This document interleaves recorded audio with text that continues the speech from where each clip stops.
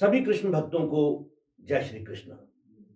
कर्मयोगी कृष्ण के पिछले एपिसोड में हमने जाना कि कैसे श्री कृष्ण कौरवों के दरबार में पांडवों की ओर से शांति दूत बनकर जाते हैं और वो चाहते हैं कि युद्ध जो है वो टाला जा सके।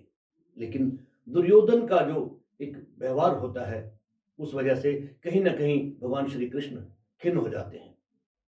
वापसी पे उनकी मुलाकात कर्ण से होती है और वार्तालाप के दौरान कर्ण को वो बताते हैं कि कर्ण पांडवों के भाई हैं और श्री कृष्ण की बुआ के पुत्र हैं। उसके बाद क्या कुछ घटनाक्रम हुए, किस तरह युद्ध की परिस्थितियां बनी, इसी पर चर्चा करने के लिए मेरे साथ हैं कर्मयोगी कृष्ण पुस्तक के लेखक श्री कृष्ण कुमार आर्य जी। आइए उनसे चर्चा करते हैं। कृष्ण जी, सबसे पहले तो आपका स्वागत है हमारे स्टूडियो में। धन्यवाद जी, आपका भी बहुत बहुत स्वागत। कृष्ण जी, पिछले एपिसोड में जैसा कि हमने जाना कि भगवान श्री कृष्ण जब कौरवों के दरबार से निकलते हैं उसके बाद वो विदुर के घर जाते हैं। विदुर के घर से विदा होने के बाद उनकी मुलाकात कर्ण से होती है। वार्तालाप हुआ। उन्होंने बताया कि वो जो कर्ण है वो पांडवों के भाई हैं और उनकी बुआ के लड़के हैं। इसके अलावा श्री कृष्ण और कर्ण के दरमियान क्या कुछ वार्तालाप हुआ था? देखिए राजेंद्र जी, ये जो विषय है थोड़ा सा हमें समझना चाहिए, क्योंकि जिस समय कौरवों के दरबार से भगवान श्री कृष्ण आए थे उनके साथ जो अच्छा व्यवहार नहीं हुआ और वो अपनी बुआ से मिल करके रास्ते में कर्ण को मिला, तो कर्ण को एकांत में ले गए। वो वहाँ पे उनसे चर्चा हुई। चर्चा होने के बाद उन्होंने कहा कि भी पांडव जो है तुम्हारे भाई हैं और तुम मेरी कुंती बुआ के पुत्र हो। यदि कर्ण उनके साथ आ जाए तो वह पूरी सृष्टि का राज उनको थमा सकते हैं। परंतु कर्ण उस विषय को उन्होंने नकार दिया, माना नहीं। तो तब जो है भगवान श्री कृष्ण ने क्या किया, एक उनसे एक संदेश दिया। वो संदेश क्या था कि भी कर्ण, तुमने जो है मेरी कहा हुआ या मेरा जो प्रस्ताव था, मैं तुम्हें पूरी पृथ्वी का राजा बनाने के लिए उतावला हूँ, क्योंकि तुम पांडवों की और मेरी बुआ की कुंती के ज्येष्ठ पुत्र हो, परंतु तुम उस बात को स्वीकार नहीं कर रहे। इसलिए तुम, क्योंकि ये जो महीना चल रहा है, वो जो महीना था जिसमें वो गए थे, वो मार्गशीर्ष का महीना चल रहा था। मार्गशीर्ष, जिसको हिंदी में या गांव में मांगसर भी कहते हैं जी। तो वो भगवान श्री कृष्ण कहने लगे कि देखिए, अब ये बड़ा सौम्य महीना चल रहा है, इसमें जलाने के लिए लकड़ियाँ भी बहुत होंगी, घास फूस होगा, औषधियों के लिए औषधियाँ भी बहुत हैं, और जो आजकल कृषि है, खेतों में जो फसल लहला रही है उनके भी फल आ रहे हैं और फूल और फल आते हैं। जी हाँ, कीचड़ भी कहीं नहीं है, क्योंकि वर्षा ऋतु थमने के बाद ये आता है। और मक्खियाँ भी ज़्यादा नहीं हैं, न ज़्यादा सर्दी है न ज़्यादा गर्मी है। तो इसलिए तुम जा कर के पितामह भीष्म, महाराज आचार्य द्रोण, कृपाचार्य और विदुर जी से ये जाकर के कह देना। उन्होंने एक श्लोक बोला कि सप्तमा चापी दिवसा अमावस्या भविष्यति संग्रामो युज्यंताम तस्म्यः तामाहु शक्र देवताम। जी। यानी कि ये जो महीना है, आज जिस समय हम यहाँ पे खड़े हैं, मतलब उस समय की बात है, इससे 7 दिन बाद अमावस्या आएगी और उस अमावस्या को युद्ध आरंभ हो जाएगा। तो ये चर्चा करने के बाद भगवान श्री कृष्ण अपना वहाँ से उनसे विदाई लेकर के और मत्स्य देश में उपप्लव्य नगर में चले गए। मत्स्य नगर चले गए। उसके बाद भगवान श्री कृष्ण मत्स्य नगर जाने के पीछे भगवान श्री कृष्ण का क्या प्रयोजन था और वहां जाकर जो है वो क्या क्या घटनाक्रम हुए और युद्ध के लिए किस तरह से परिस्थितियां जो हैं वो मजबूत हुई, किस तरह से परिस्थितियां बनी। मैं चाहता हूं कि आप हमारे दर्शकों को इस बारे में भी बताएं कि जब कर्ण से वार्तालाप के बाद श्री कृष्ण मत्स्य नगर जाते हैं तो उसके बाद के घटनाक्रम क्या थे। देखिए, मत्स्य नगर में जो जिसकी राजधानी मत्स्य देश जो था, उसकी राजधानी उपलव्य नगर थी। उपलब्ध नगर। हाँ, तो वहाँ पे जो पांडवों से स्नेह रखते थे दूसरे राजा, वो सब वहीं पर थे और वो वहीं से शांति दूत बन करके आए। तो इसलिए उन्होंने भगवान श्री कृष्ण ने सबको ये बताना था कि भाई वहाँ पे घटनाक्रम क्या हुआ। तो वहाँ पे जाकर के उन्होंने पांडवों के और जितने भी राजा बैठे थे तो उनको ये मैसेज दिया, ये संदेश दिया कि उनके साथ मतलब कौरव सभा में उन्होंने साम दाम और भेद की संपूर्ण नीतियों का प्रयोग किया, परंतु वो नहीं माने। हम्म। तो उन्होंने कहा कि महाराज युधिष्ठिर, अब केवल और केवल दंड का विधान रहता है। रहता है। तो अब युद्ध अपरिहार्य हो गया है, युद्ध का कोई विकल्प नहीं बचा है। तो इस बात पे महाराज युधिष्ठिर ने अपने भाइयों से कहा कि देखिए, यहाँ पर जितने भी राजा आए हुए हैं वो 7 अक्षौहिणी सेना अपने साथ लेकर आए। 7 क्षोणी। हाँ जी। ये 7 क्षोणी का भी थोड़ा सा हाँ, वो विवरण दे उस पे दीजिए। भी मैं चर्चा करूंगा जी। आगे। तो अब ये जो 7 अक्षौहिणी सेना है, यही हमें युद्ध में विजय दिलाएगी। तो इस पर चर्चा करते हुए उन्हें तुरंत, क्योंकि उन्होंने बता दिया था कि अमावस्या को युद्ध हमने आरंभ करना है। जी। तो वो उपप्लव्य जो आजकल एक इसमें राजस्थान में है, जयपुर से थोड़ा सा इधर पड़ता ही है, विराट नरेश वहीं पे होते थे। तो उधर से वो उन्होंने रात को क्या किया कि अपने 7 अक्षौहिणी सेनाओं के 7 सेनापति बना दिए, जिसमें महाराज द्रुपद है, शिखंडी है और भीम है। इस तरह से 7 उन्होंने एक एक अक्षौहिणी के 7 सेनापति बना दिए। एक प्रधान सेनापति उन्होंने बनाया। तो भगवान बनाने के लिए चर्चा चल रही थी, तो भगवान श्री कृष्ण के कथन पर उन्होंने महाराज द्रुपद के जो पुत्र थे धृष्टद्युम्न, हाँ जी, उनको प्रधान सेनापति बना दिया और वो चलने के लिए सभी को उन्होंने कहा कि भी आप अपनी अपनी तैयारी कीजिए और सुबह हमने निकलना है। तो इस तरह से घोड़ों पे, गाड़ियों में, बैलगाड़ियों में अस्त्र शस्त्र हैं, वैद्य औषधि है और जो दूसरे सामान है टेंट का है, या इस तरह के जो तो उन्होंने अपन लगाना पूरा का पूरा सामान लगा करके वो सुबह निकल पड़े। दूसरी तरफ जब दुर्योधन को भी इस बात का पता लगा कि युद्ध की बिल्कुल बज चुका है, तो उन्होंने भी अपनी सेना को संगठित करना शुरू कर दिया। उनके पास उस समय 11 अक्षौहिणी सेना थी। अच्छा। जो आसपास के लोग थे, जो राजा थे, इनके पास 7 अक्षौहिणी हाँ, और उनके पास 11 अक्षौहिणी दुर्योधन के पास। जी। तो उसमें दुर्योधन ने क्या किया, उन 11 अक्षौहिणियों के एक एक सेनापति बनाए, जिसमें द्रोणाचार्य भी थे, कृपाचार्य भी थे, कर्ण थे और अश्वत्थामा थे, कृतवर्मा थे। तो इन सब का फिर एक प्रधान सेनापति उन्हें बनाना था। उस प्रधान सेनापति के लिए इनकी चर्चा हुई कि वे किसको प्रधान सेनापति बनाया जाए। तो सभी की निगाहें पितामह भीष्म के ऊपर टिक गई, क्योंकि वो चाहते थे, वो समझते थे कि पितामह भीष्म के रहते हुए उनको विजय श्री मिल सकती है।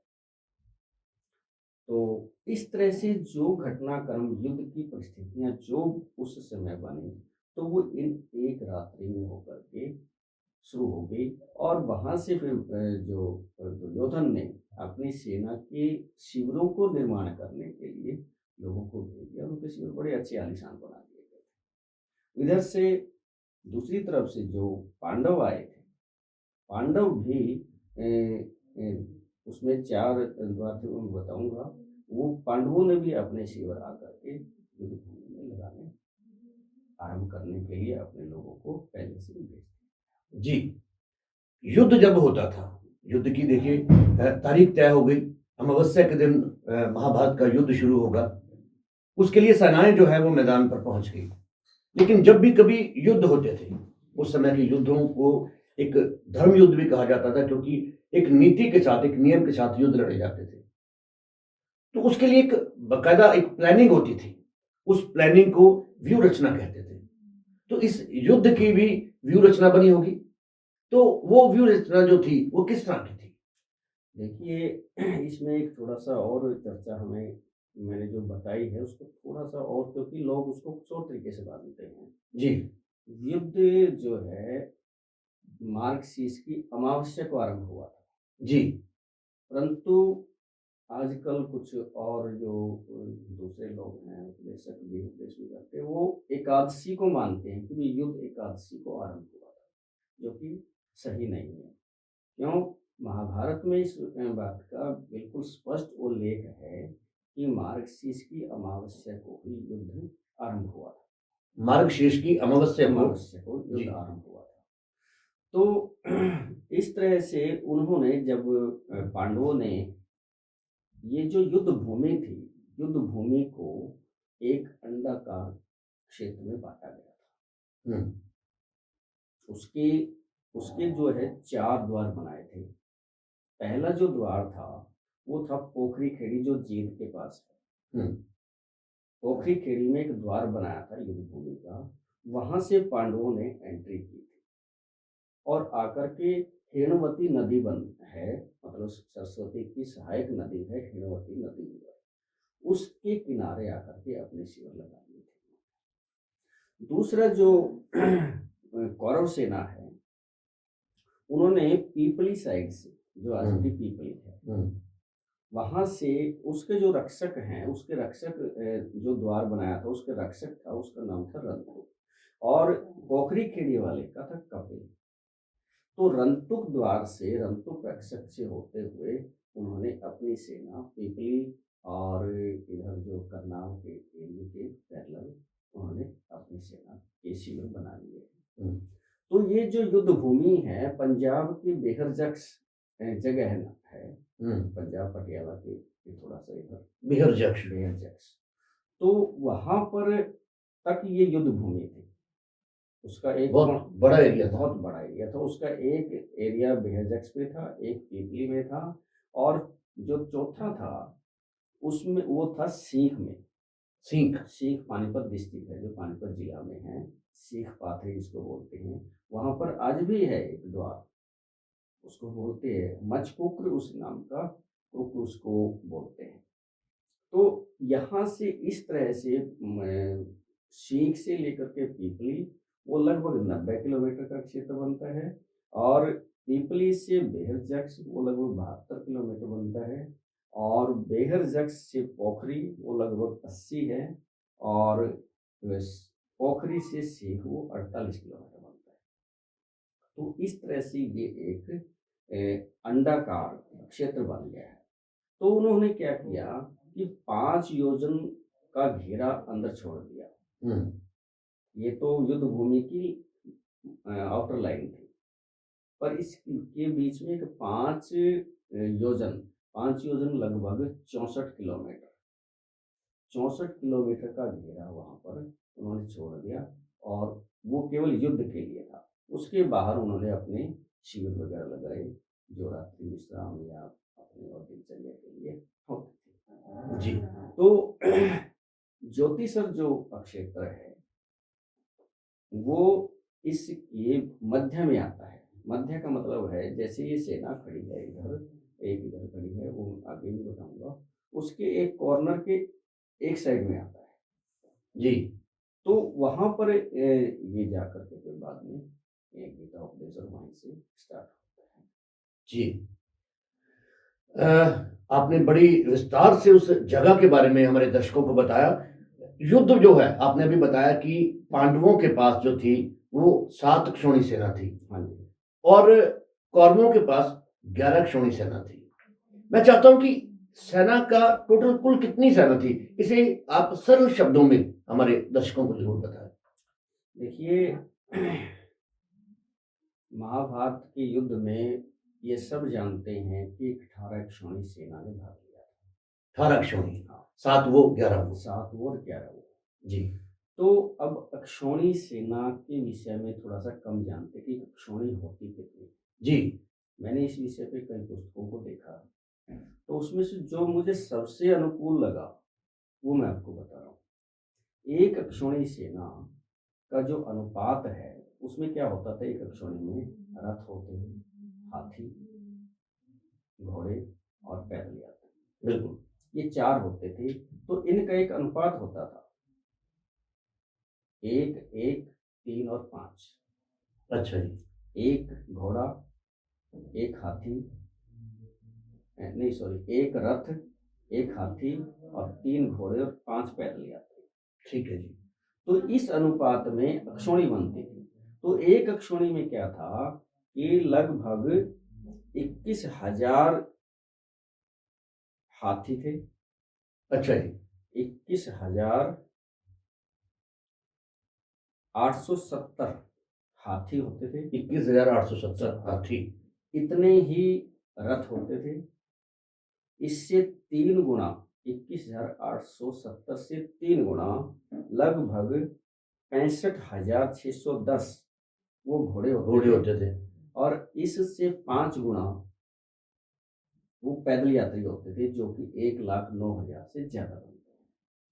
तो इस तरह इतने अनुपात में, इतनी संख्या में जब हाथी, घोड़े और रथ और पैदल यात्री हो तो उसको एक अक्षौणी सेना बोलते हैं। लगभग 2 लाख से थोड़ा सा कम हो जाता, 2 लाख के आसपास।